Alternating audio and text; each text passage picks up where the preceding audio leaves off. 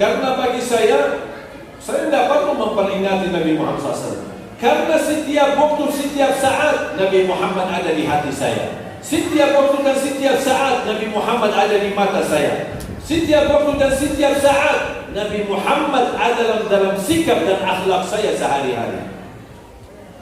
Itu yang perlu kita terapkan. Ramai-ramai kita berlomba-lomba jauh-jauh datang menghadiri maulid. Pas baru selesai acara maulid, bohong sama orang di luar. Mana yang kita pelajari? Inti daripada memperingati maulid Nabi SAW, kita mengikuti contoh yang baik. Walaupun kita tidak mampu mengikuti sejarah keseluruhan, tunjukkan yang terbaik. Mana yang kita mampu ikuti akhlak Nabi Muhammad, terapkan akhlak Nabi Muhammad SAW.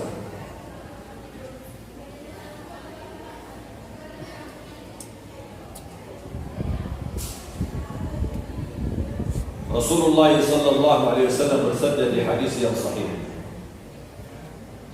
khairukum khairukum li ahli wa ana khairukum li ahli. Laki-laki yang termulia akhlaknya adalah yang termulia akhlaknya sama istrinya dan keluarganya. Sampai Rasulullah SAW berkata, dan akulah yang termulia akhlak terhadap istri dan keluarga. Jangan Bapak Ibu, apalagi seorang suami bertanggung jawab, kepala rumah tangga, mohon maaf, jangan akhlaknya di luar rumah lebih mulia daripada akhlaknya di dalam rumah. Itu bukan cara Nabi Muhammad SAW.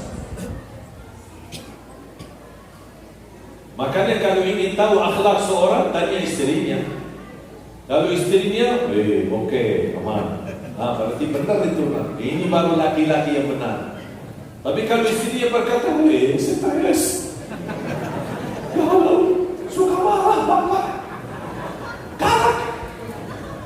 Ini berarti ada yang perlu dibereskan ini dulu. Rasulullah SAW yang paling lembut sama istrinya, yang paling mulia akhlaknya sama istrinya, berjaga sama istrinya, bahkan mandi bareng sama istrinya. Pak, sudah mandi bareng sama istri belum? Ya mandi bareng lah. Bu, Bapak udah mandi bareng dah belum sama ibu? Belum ya? Malu ya? Ya kan sunnah Rasul sekali-kali, seminggu sekali, sambil main air di kamar mandi berdua. Ya itu kan akhlak Nabi Muhammad sama Siti Aisyah. Sambil kata Siti Aisyah, Rasulullah meliput air bersama saya untuk tumbahkan kepada saya. Romantis Nabi Muhammad SAW. Beda sama orang datang, Masya Allah, senyum di luar rumah, tapi seram di dalam rumah. Tidak pernah mau senyum. Ayo Bu, siapin kamar mandi, handuknya taruh di dalam, saya mau mandi. Jangan lama-lama. Maaf, silakan. Ada seorang ibu curhat sama saya. Suami saya suka marah. Apa saja, sedikit-sedikit marah, sedikit-sedikit marah. Karena saya bikinin kopi, tapi nampaknya saya belum rasain kopinya terlalu pahit. Mungkin saya lupa taruh gula atau gulanya yang saya taruh sedikit. Pas suami saya minum langsung marah. Buka kamu, kopi aja gak bisa urus, sudah kita bertahun-tahun nikah, masa kopi kamu gak bisa bikin? Udahlah, saya mau nikah lagi. Gara-gara kopi mau nikah lagi.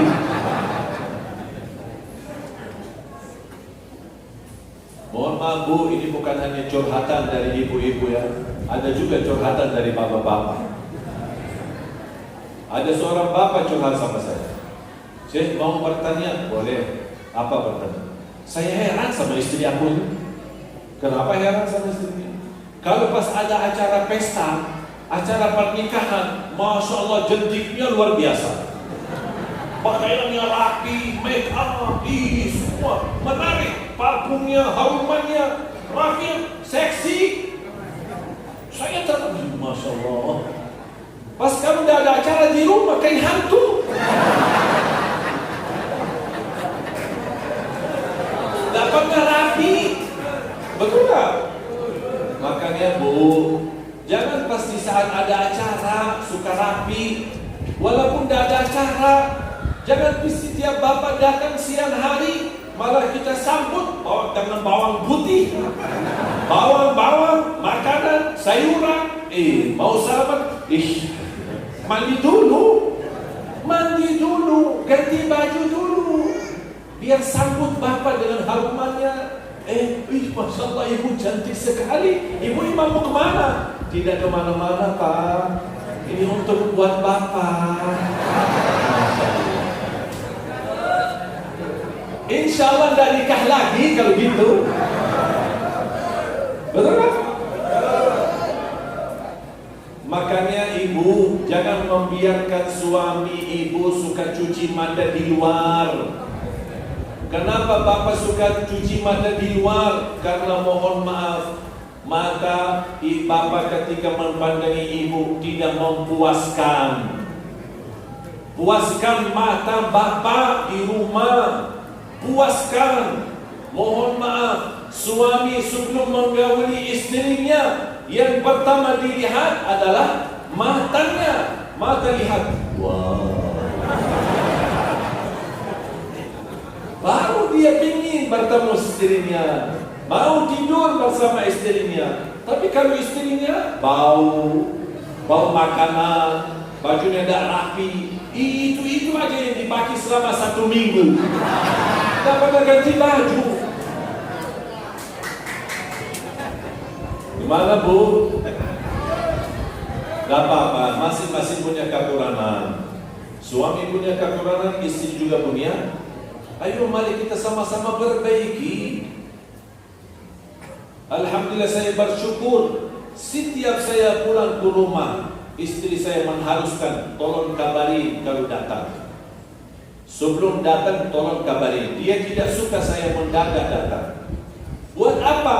Dia berkata, supaya saya siapkan diri.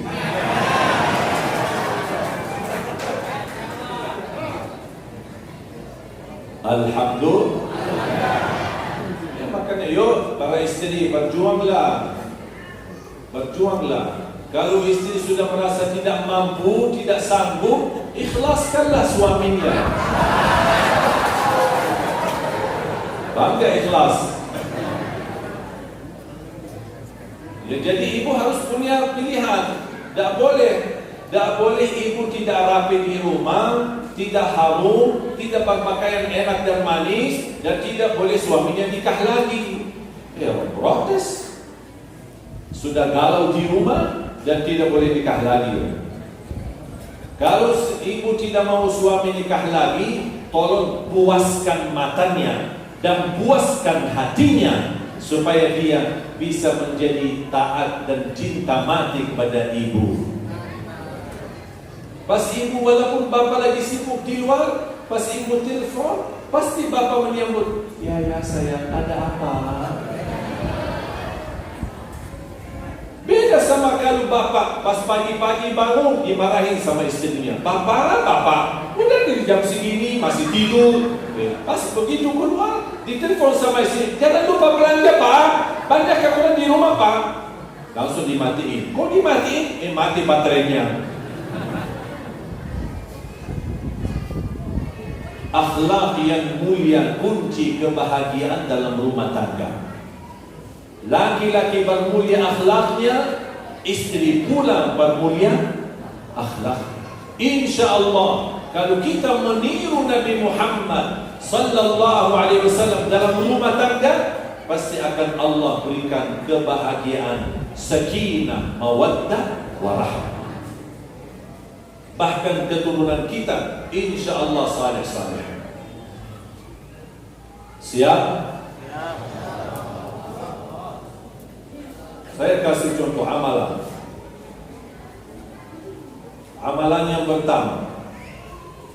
Hari ini hari Ahad, hari Minggu. Ya. Dibilang hari Ahad, nanti orang yang suka bilang hari Minggu marah. Kita bilang hari Minggu dan tidak terima yang bilang hari Ahad. Saya bilang hari Ahad dan hari Minggu, dua-dua. Tak boleh kita ribut perbedaan. Orang bilang hari Ahad, ya hari Ahad. Ada yang bilang hari Minggu, ya hari Minggu. Ya sama-sama benar. Saya minta Bapak Ibu mulai hari ini sampai hari Ahad yang akan datang, hari Minggu. Berarti berapa lama?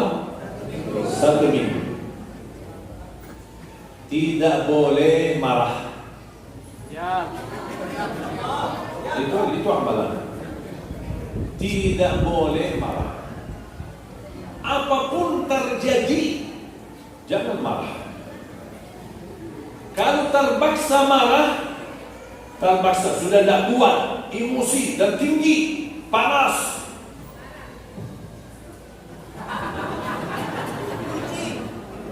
Kunci ini. Kenapa? Karena di saat posisi marah, dibuka mulut, pasti yang keluar perkataan yang menyakiti orang lain. Karena tidak bisa orang marah tapi masih berkata baik. Kenapa? Karena di saat marah didampingi syaitan. Makanya diusahakan kalau lagi marah langsung. Bapak pulang ke rumah kemalaman, istrinya marah. Bapak langsung jawab.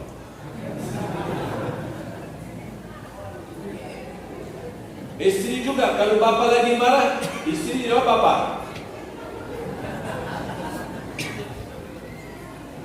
Jangan bahas sesuatu di antara kita kalau lagi marah. Tak nyambung. Tak bakal nyambung. Harus adem dulu, santai dulu, tenang dulu, baru silahkan diskusi dan bahas bersama. Dan ketika membahas satu persoalan, jangan dibahas untuk menunjukkan saya benar dan kamu salah. Tidak. Sama-sama benar, tapi berbeda-beda pandangan. Tapi kalau kita berdiskusi dengan orang, saya ingin menunjukkan saya benar, Bapak sesat. Dan nyambung. Dan nyambung, dapatkan nyambung. Karena sudah di hati kita menganggap orang lain sesat. Makanya apapun yang dia sampaikan, tidak bakal saya terima. Beda kalau saya menghormati beda pandangan. Kira-kira bisa amalkan? Tidak boleh marah selama 1 minggu. Terutama ibu-ibu. Karena ibu-ibu lebih banyak diam di rumah. Kadang-kadang kesal sama anak-anak. Sebentar jatuhin piring, pecah piringnya. Gelas kopi atau gelas teh dipecahin sama anak. Ibu langsung emosi dan marah. Apalagi berkata buruk. Bodohlah, kamu bodoh, kamu dapat perhatikan, kamu. Bisa jadi ucapan itu bodoh. Allah kabulkan perkataannya menjadi doa dan anaknya bodoh selama-lamanya. Nauzubillah. Hati-hati. Ya Bu, ibu setiap marah mau cupitan aja. Sabar, jangan marah. Emosi boleh, tapi belajar menahan emosinya. Jangan sampai jadi keluar ke mulut. Ada seorang bapak datang sampai nangis-nangis. Saya marah sama istri saya, berantem di rumah. Dia marah, saya marah, dia marah, saya marah. Berantem sama-sama suara tinggi. Akhirnya saya jatuhkan talak sama istri saya. Tapi saya tidak sadar. Saya bilang subhanallah, bapak tidak sadar tapi masih ingat. Kalau yang namanya tidak sadar, tidak ingat sama sekali. Malah dikasih tahu sama orang lain, bapak tadi ucapin cerai. Masa? Itu namanya tidak sadar. Tapi kalau masih ingat, sadar dan jatuh satu talak. Makanya saya selalu nasihatkan jamaah, kalau emosi, diam, itu aja obatnya. Diam, tak usah bahas. Nanti, tolong saya, nanti kita bahas. Nanti kita bahas. Izinkan istri, izin istri, saya mau ambil air wudhu dan saya salat 2 rakaat. Habis itu kita bahas. Insya Allah ketika ambil air wudhu, insya Allah terpendam amarahannya, turun marahnya. Amalan yang kedua, mulai hari ini Bapak Ibu belanja kota amal. Kota amal kecil atau kali. Setiap Bapak Ibu marah, bersedekah. Kalau bahasa saya, denda marah. Denda marah harus bayar. Tapi saya lebih positif, saya pakai bersedekahlah setiap kamu marah. Kenapa? Karena Rasulullah SAW bersabda, wa inna sadaqata tudfi'u ghadaban rabb kama yudfi'ul ma'un nar. Sedekah itu mampu memadamkan kemurkaan Allah. Saya mengambil kesimpulan, kalau sedekah mampu memadamkan kemurkaan Allah dan kemarahan Allah, apalagi marahan kita, makanya salah satu yang mengubah sifat marah kita adalah bersedekah. Jadi bukan kata saya, bukan dari hadis Rasulullah saja, tapi ada juga ayatnya di surah Ali Imran ayat 133, 134. Dan saya harap Bapak Ibu ini menjadi PR. Surah Ali Imran surah ketiga ayat 133 sampai ayat 142 banyak pelajaran di beberapa ayat itu.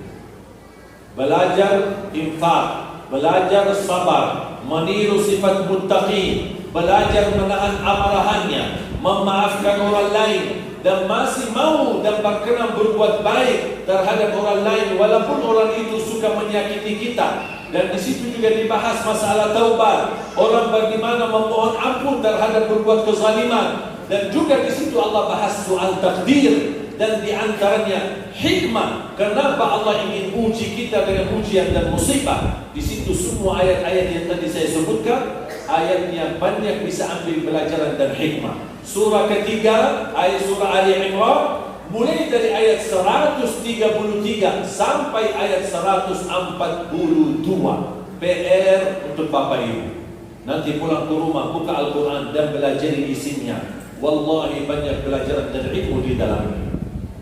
Masalah takdir, masalah hikmah ujian, masalah taubat, masalah memohon ampun, sifat muttaqin, infak, dan meniru orang muttaqin, dan bagaimana menahan emosi, bagaimana berbuat baik, bagaimana bisa memaafkan orang lain. Semua ada di dalam ayat-ayat itu.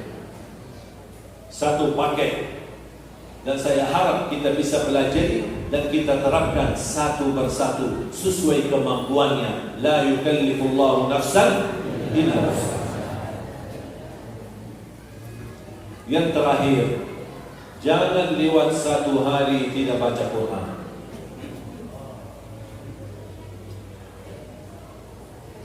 Jangan lewat satu hari tidak baca Quran. Mohon maaf, tidak bisa baca, buta huruf, tingkatkan simak, dengar. Dan ini merupakan salah satu sunnah mahjurah yang cukup ditinggalkan oleh banyak kalangan umat Islam. Padahal Rasulullah SAW pernah berkata sama Abdullah bin Mas'ud, "Ya Ibn Mas'ud, iqra' alayya al-Quran." Qala aqra'u alayka wa alayka unzil? Qala inni uhibbu an asma'ahu min ghairi. Itu kata Rasulullah SAW kepada Abdullah bin Mas'ud. Bacakan Al-Quran kepadaku. Kata Abdullah bin Mas'ud, ya Rasulullah, mohon maaf, gimana saya bacakan Al-Quran kepadamu sedangkan Allah turunkan Al-Quran kepadamu? Kata Rasulullah SAW, saya lebih suka dan cinta mendengar Al-Quran daripada orang lain. Dan kata guru saya, wal qari'u wal mustami' ajruhuma sawa. Yang membaca sama yang simak pahalanya sama. Setiap satu huruf dapat 10 kebaikan. Berarti tidak ada alasan lagi. Orang yang tidak bisa baca masih bisa dengar. Manfaatkan HP kita yang ada isinya Al-Quran. Manfaatkan CD murattal di rumah kita, setelkan Al-Quran. Ibu-ibu kalau pagi-pagi bangun subuh sambil sapu rumahnya, setelkan Al-Quran sambil sapu. Tapi jangan setelkan dandut. Masa mulai harinya dengan syaitan? Mulai harinya dengan kita mendengar kalamullah, supaya karena Al-Quran akan membawa berkat dalam rumah kita, mengusir syaitan dan jin. Bahkan Allah menghadirkan malaikat berada di dalam rumah kita karena kita setelkan Al-Quran. Siap? Minimal mulai harimu baca Al-Quran, tutupi harimu dengan baca Al-Quran. Itu sudah minimal. Sebelum beraktivitas pagi hari, baca Quran. Sehabis aktivitas mau tidur, tolong akhiri harimu dengan juga baca Al-Quran. Tak bisa baca, dengar. Kalau boleh saya usulkan, rutinkan baca atau dengar surat Tabarak Al-Mulk setiap mau tidur. Kenapa? Karena seandainya malam itu tidur dan meninggal dunia, InsyaAllah jangan dapat jaminan selamat dari siksa kubur. Mohon doa restu Bapak Ibu, doakan kami. Alhamdulillah kami sudah hampir 2 tahun menggerakkan program 1 juta penghafal Al-Quran untuk Indonesia. Saya bercita-cita kalau Indonesia menjadi negara terbesar penduduk Islam sedunia, InsyaAllah tidak lama lagi Indonesia menjadi negara terbesar sedunia para penghafal Al-Quran. Alhamdulillah dalam 2 tahun ini kami mencetak dan melahirkan puluhan bahkan ratusan para penghafal Al-Quran di seluruh Indonesia. Dan setiap penghafal Al-Quran kami hadiahkan umrah. Dan tujuannya sebenarnya bukan hanya umrah saja, tapi sekalian setor hafalan di hadapan para imam besar di tanah suci, di Makkah dan di Madinah. Dan Alhamdulillah rata-rata yang kami kirim ke sana pulang dari Madinah, pulang ke Indonesia, ke tanah air, dan masing-masing sudah meraih ijazah dan sanad yang nama mereka bersambung sampai Rasulullah sallallahu alaihi wasallam. Dan Alhamdulillah ketika kami gerakkan safari dakwah dan kami libatkan seluruh masyarakat di seluruh daerah, dan Bapak Ibu sudah bisa melihat bagaimana peningkatan hafal Al-Quran di kalangan anak-anak. Dan banyak juga di Lombok. Kemarin sahabat Fuadi dari Bima yang sahabat juara, ada juga Najah yang dari Mataram, dan banyak anak-anak kita yang bisa membanggakan kita. Dan mudah-mudahan ada di antara Bapak Ibu memiliki keturunan penghafal Al-Quran yang mampu membanggakan kita di hadapan Allah hari kiamat. Dan orang mendapat syafaat Al-Quran bukan hanya para penghafal, tapi orang yang ikut memfasilitasi para penghafal, yang membina para penghafal, yang mendukung para penghafal, yang memberi infak dan sedekahnya untuk para penghafal. Kita ikut juga dapat pahalanya di sisi Allah. Setiap mereka baca Al-Quran, Allah salurkan pahala. Kenapa kok kita bisa dapat pahalanya? Karena kitalah yang memimpin mereka, membina mereka, memfasilitasi mereka, atau bisa jadi menjadi orang tua asuh untuk mereka. Mungkin Bapak Ibu kemarin mendengar berita Ananda Akbar, seorang dari Garut, tukang pemulung. Saya sebenarnya kemarin ingin bawa dia kemari, cuman karena kondisinya belum fit dan kita sudah bawa ke dokter gigi dan juga bawa ke dokter umum, dan saya sudah angkat biar dia sebagai anak angkat. Dan Alhamdulillah dia sekarang mulai belajar di pesantren kami di Cipanas, dan Alhamdulillah ada beberapa titik di pesantren kami di beberapa daerah, ada rumah tahfiz dan ada wakaf tanah di mana-mana. Alhamdulillah kemarin, termasuk ketika kami menggerakkan 1 juta penghafal Al-Quran, dan saya selalu berkata, program 1 juta penghafal Al-Quran bukan milik Ali Jabir, tapi saya harap menjadi milik kita bersama. Perjuangan kita bersama, amal saleh kita bersama, dan kita harus ikut memperjuangkan bersama sesuai kemampuan kita masing-masing. Dan alhamdulillah kita melihat salah satu respon yang sangat luar biasa ikut mendukung dan mensukseskan program 1 juta penghafal Al-Quran untuk Indonesia adalah daerah Manado sama Ternate dan Tidore. Luar biasa dari segi infaknya, sampai ada ibu-ibu menyerahkan mas kawinnya, ada yang mewakafkan tanahnya. Di Kalimantan kemarin kami dapat 20 hektar, di Jawa Tengah kami dapatkan beberapa hektar, di Ternate kita mendapatkan wakaf beberapa hektar dan kita langsung letakkan batu pertama. Di Pekanbaru, di Riau, di Batam, dan insya Allah di Lombok dan di Lombok Timur kita akan insya Allah dari ikhlasnya jemaah mendapatkan wakaf tanah, wakaf rumah, apa saja merupakan wakaf bersama. Insya Allah kita bangun dan menjadikan Lombok insya Allah pulau para penghafal Al-Quran. Apa yang kita mampu upayakan untuk Al-Quran, kita tidak boleh tunda Bapak Ibu. Karena rizki yang sesungguhnya adalah yang kita salurkan dalam berbuat kebaikan, sedekah, infak, dan sedekah infak yang terbaik untuk Al-Quran. Karena setiap mereka membaca Al-Quran, penghafal Al-Quran, Allah salurkan pahala bacaan mereka. Walaupun kita meninggal dunia sudah sekian tahun, Allah subhanahu wa ta'ala akan Allah salurkan pahala bacaan mereka. Setiap satu huruf 10 kebaikan. Siap? Semangat? Takbir! Takbir! Takbir! Mudah-mudahan saya selalu berkata, para orang tua kalau merasa dirinya gagal menjadi penghafal Al-Quran, mohon jangan gagalkan anakmu dan cucumu menjadi penghafal Al-Quran.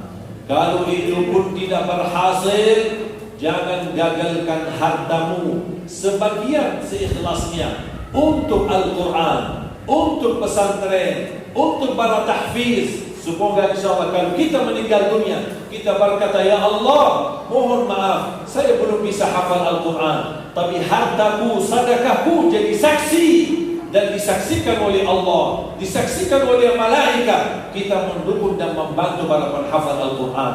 Dan masih banyak seperti anak-anak pemulung ini yang insya Allah kita rangkul, kita satukan dan kita bina supaya mereka bisa mengharumkan nama Indonesia dan bisa membawa berkah untuk negeri kita Indonesia. Karena saya yakin insya Allah dengan berkah Al-Quran, Indonesia aman, makmur, berkah dan mendapatkan ridha Allah subhanahu wa ta'ala.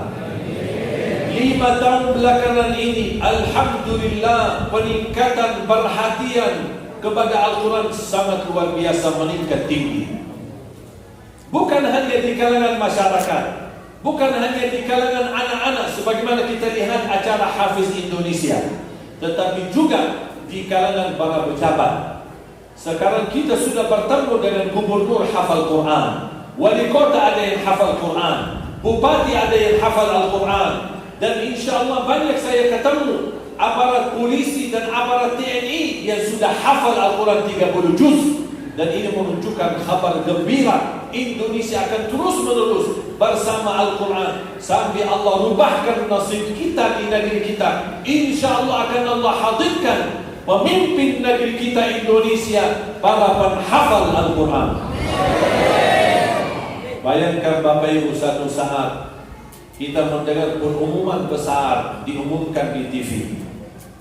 Imam besar Idul Fitri, Idul Adha, seorang penghafal Al-Quran, imam sekaligus khatib adalah Presiden Republik Indonesia. Masya Allah. Tidak ada yang mustahil. Wallahi, dan saya sudah bernazar, bersumpah pada Allah Subhanahu wa ta'ala, saya akan berjuangkan Al-Quran di Indonesia sampai mati. Dan saya berdoa kepada Allah, ya Allah, aku mohon jangan cabut nyawa saya sampai 1 juta menghafal Al-Quran menjadi kenyataan untuk Indonesia. Makanya kemarin saya pas ditusuk, saya tingkatkan doa sama Allah, ya Allah jangan dulu ya Allah, saya tidak boleh mati dulu ya Allah, karena belum selesai tugas. Tak apa-apa ditusuk berkali-kali. Makanya di saat di hari saya ditusuk, saya langsung panitia bawa ke rumah sakit. Saya dijahit. Makanya saya mohon kalau pas kami keluar, jangan ribut-ribut. Soalnya tadi pas saya masuk, jemaah ribut sambil ada yang tarik tangan saya lumayan masih ada sedikit sakit, jadi hati-hati ya. Pas kita keluar, tolong jangan berdesak-desakan. Ketika saya di Lampung dan kejadian saya dibawa ke rumah sakit dan dijahit 10 jahitan. Di bagian dalam 6, karena dagingnya sudah sampai ke dalam, dijahit 6 jahitan, baru ada 4 jahitan di luar. Terus habis itu saya dibawa ke hotel. Tanya sama mereka, kami bawa ke mana? Ini pas sore hari belum maghrib. Kami bawa ke hotel. Kawat nanti Syekh apa-apain nanti lagi sama orang kita tidak tahu, tidak nyaman. Jadi lebih aman Syekh di hotel. Saya bilang subhanallah, baru ditusuk sekali sudah kekhawatiran. Saya ke hotel hanya 1, saya ganti baju dan turun lagi karena masih ada acara tabligh akbar habis maghrib dan acara habis isya tabligh akbar juga. Kasihan jamaah yang nunggu lama-lama. Bagaimana? Saya lebih baik mati di masjid daripada mati di hotel. Betul kan? Ya buat apa? Jujur saja. Mana coba bayangkan kalau ada pilihan mau mati tidak tuh di hotel. Makanya saya minta turun lagi. Sampai Pak Kapolda Lampung datang, kami khawatir Syekh, lebih baik Syekh istirahat dulu. Saya bilang insyaAllah istirahat kita di surga. Kalau di dunia tambah perjuangan dan jihad untuk Al-Quran dan untuk Islam, dan kita bangkitkan akhlak Nabi Muhammad SAW. Dan kita harus sabar menghadapi tantangan, sabar. Karena zaman ini banyak orang gila. Kita sabar. Sedikit gila jangan takut, kita sabar. Kita lihat tantangan kita luar biasa. Apalagi sekarang guru kita Imam besar Habib Rizik dihina, dicaci maki, tidak apa-apa, sabar. InsyaAllah semuanya akan berlalu. Wal aqibatu lil muttaqin. Pertolongan Allah hanya untuk orang yang bertakwa. Tapi syaratnya sabar. Kita memang agak pahit, tidak apa-apa, sabar. InsyaAllah semuanya akan berlalu. Dan kita insyaAllah dipertolongkan oleh Allah SWT. Dan kita insyaAllah menjadi umat yang kuat, umat yang rapat hatinya, rapat safnya. Dan mudah-mudahan terlahir dari generasi-generasi para penghafal Al-Quran yang bisa memimpin Indonesia menjadi barakah dan makmur. Amin ya Rabbal Alamin. Karena dalam kesempatan ini, sebelum saya tutup doa, nanti sama panitia kami gerakkan dalam kesempatan ini, ayo mari kita sama-sama memberi infak yang terbaik untuk program kita 1 juta menghafal Al-Quran untuk Indonesia. Saya minta kalau panitia menyediakan kotak amal, ya silakan, bismillah, kita nawaitu. Saya mohon, saya titip satu, Bapak Ibu, saya mohon ketika Bapak Ibu bersedekah, saya percaya Bapak Ibu semuanya suka bersedekah, suka berbagi. Tapi mohon Bapak Ibu, ada satu hal yang selalu terlupa. Apa? Suka lupa doa. Ketika bersedekah, jangan lupa doa. Tawassul bersedekah dengan doa, terkabul doa kita. Ketika isi sedekahnya untuk Al-Quran, ya Allah, aku mohon dengan berkah sedekah ini, titipkan pahala sedekah ini untuk kedua orang tuaku. Ya Allah, dengan berkah sedekah ini, aku mohon titipkan pahalanya untuk keluargaku. Ya Allah, dengan berkah sedekah ini, sembuhkan penyakitku kalau lagi sakit. Bahkan suami istri yang sudah lama nikah tapi belum dikaruniai oleh Allah keturunan, bersedekah disampaikan doa. Ya Allah, kami mohon dengan berkah sedekah ini, anugerahkan kepada kami keturunan saleh dan saleh. Makanya bismillah, sampai kita bersalawat, ya, kita sampai bersalawat. Saya harapkan semua, ayo mari kita sama-sama berlomba dalam kebaikan ini. Kita bersedekah dan kita niatkan untuk program 1 juta penghafal Al-Quran. Dan mohon jangan lupa ketika bersedekah, jangan lupa titipkan doa sekalian untuk hajat kita, untuk keluarga kita, untuk orang tua kita. Semoga insyaAllah dikabulkan oleh Allah Subhanahu wa ta'ala. Sambil salawat, boleh panitia? Sambil salawat. Sallallahu ala Muhammad.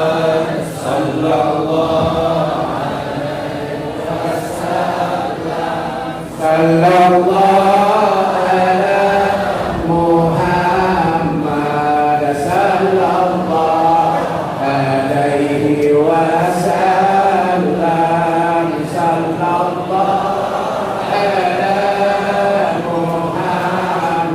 Muhammad sallallahu alaihi wasallam ala Muhammad sallallahu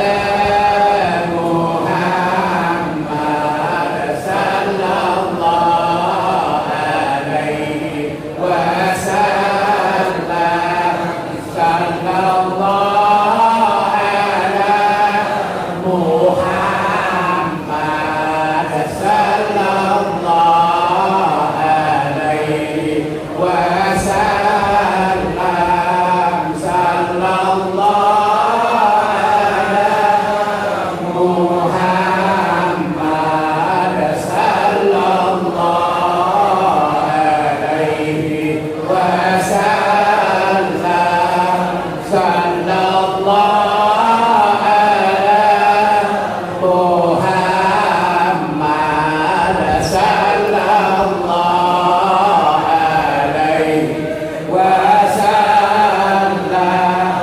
sallallahu ala Muhammad sallallahu alaihi wasallam Ayo nak masuk ibu-ibu, infaknya ibu-ibu ya. Ibu-ibu jangan kalah sama bapak-bapak. Muhammad sallallahu alaihi wasallam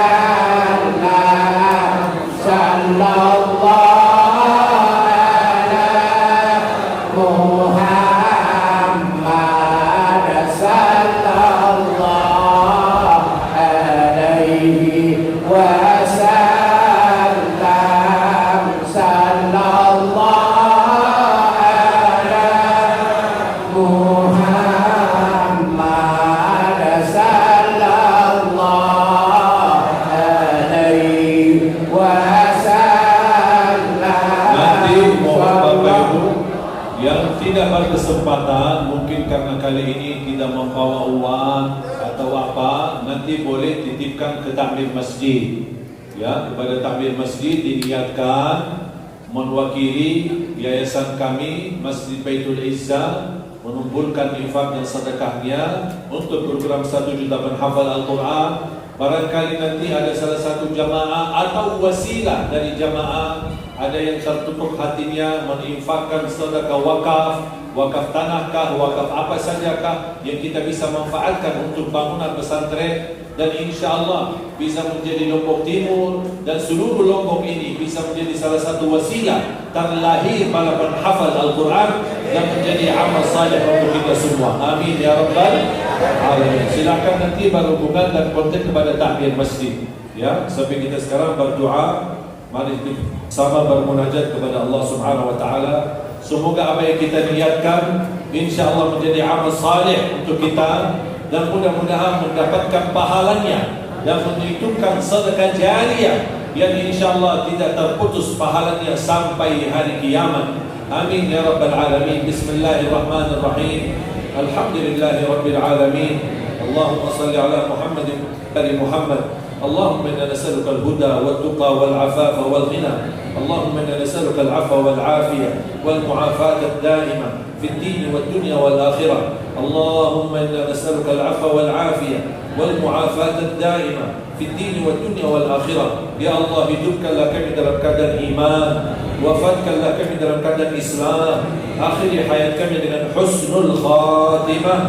Husnul khatimah. اغفر لنا ولوالدينا اغفر لنا ولوالدينا وارحمهم كما ربونا صغارا واغفر لجميع المسلمين والمسلمات والمؤمنين والمؤمنات الأحياء منهم والأموات. Ya Allah, aku mohon untuk semua jamaah yang hadir selepas majlis ini masing-masing pulang sudah diampuni segala dosanya, disucikan hatinya, dibersihkan jiwanya, diselamatkan langkah-langkahnya. Ya Allah, di antara kami yang sakit, sembuhkan penyakitnya, sehatkan badannya, Ya Allah, atas izin-Mu kami bersama-sama berkumpul dalam acara ini. Ya Allah, berilah kepada kami kemuliaan, sama-sama bertemu kembali di dalam surga-Mu ya Allah, bersama Nabi Muhammad sallallahu alaihi wasallam. Allahumma ya Allah, kabulkan niat baik kami, kabulkan sedekah kami, kabulkan niat baik wakaf kami untuk program Al-Quran, untuk generasi Al-Quran. Anugerahkan kepada anak dan cucu kami menjadi penghafal Al-Quran, pencinta Al-Quran, berakhlak-akhlakul Quran birahmatika ya arhamar rahimin. Ya Allah, anugerahkan kepada keturunan kami salih salihah yang mampu menjaga nama baik keluarga kami, yang mampu membanggakan kami di hadapan-Mu hari kiamat. Ya Allah, satukanlah ulama kami, para habaib kami, para kiai kami. Lindungilah mereka ya Allah dari segala kejahatan, lindungilah mereka ya Allah dari segala keburukan. Ya Allah, lindungi dan jaga ulama kami di negeri Indonesia tercinta ya Allah. Para habaib, para kiai, para tuan guru, para asatidz, para da'i, ya Allah selamatkan mereka lahir batin. Ya Allah kuatkanlah mereka lahir batin. Ya Allah, bimbinglah mereka agar mereka mampu bersatu untuk memimpin negeri Indonesia menjadi makmur, barakah, baldatun thayyibatun wa rabbun ghafur birahmatika ya arhamar rahimin. Rabbana atina fid dunya hasanah wa fil akhirati hasanah wa qina adzaban nar. Wa sallallahu ala sayyidina nabiyina Muhammad wa ala alihi wa sahbihi wa baraka wa sallam. Subhana rabbika rabbil izzati amma yasifun wa salamun ala al mursalin walhamdulillahi rabbil alamin. Akhirul kalam, subhanaka Allahumma wa bihamdika ashhadu an la ilaha illa anta astaghfiruka wa ilaik wa billahi hidayah. Assalamualaikum warahmatullahi wabarakatuh.